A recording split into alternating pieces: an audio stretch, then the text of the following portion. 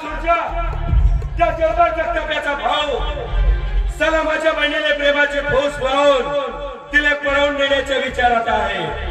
पण बे सुरजा तुला माहित नाही बापू, अजूनही या गावात असा एकही पोरगा पैदा झाला नाही जो साधं या भवानी भंडारीच्या बहिणीकडे डोळे वर करून पाहायची हिम्मत करेल.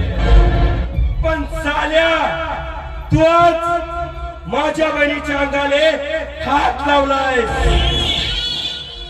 तो मुळा सकट चल उखडून फेकलो नाही तर नाव सांगा नाही भवानी भंडारी. सुजा सर्कस में मदारी से और इस गांव में इस भंडारी से टकराना नहीं, क्योंकि मदारी हंटर मार मार के सीधा बना देता है और ये भंडारी अपने दुश्मन को इस जमीन में जिंदा गाड़ देता है. सोचा तिथं तुला जिवंत काढून टाकेल आणि उद्ध्वस्त करेल त्या जगतापांचे खानदान.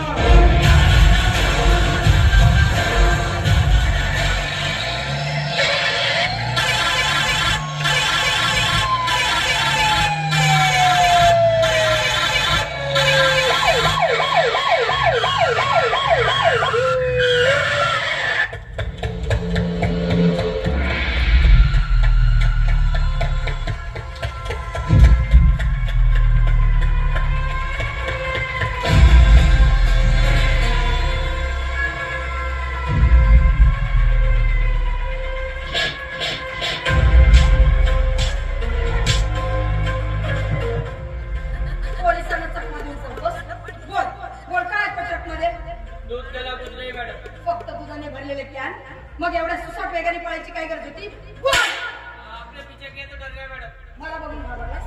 मला तू असं सांगणार नाही. ए हवलदार तावडे, यस मॅडम. ट्रकमध्ये काय ते चेक कर. Yes madam. तू या ट्रकवर काम करतोस ना? मग तुला कसं माहित नाही त्यात काय ते? दूध केला कुछ नाही मॅडम. मॅडम ट्रकमध्ये एकूण 15 कॅन आहे मॅडम.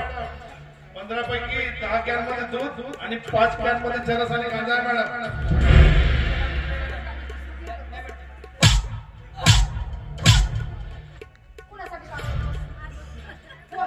कुणासाठी काम करतोस? कोण आहे तुझा मालक? कोण? बताओ तू मार देगा मुझे.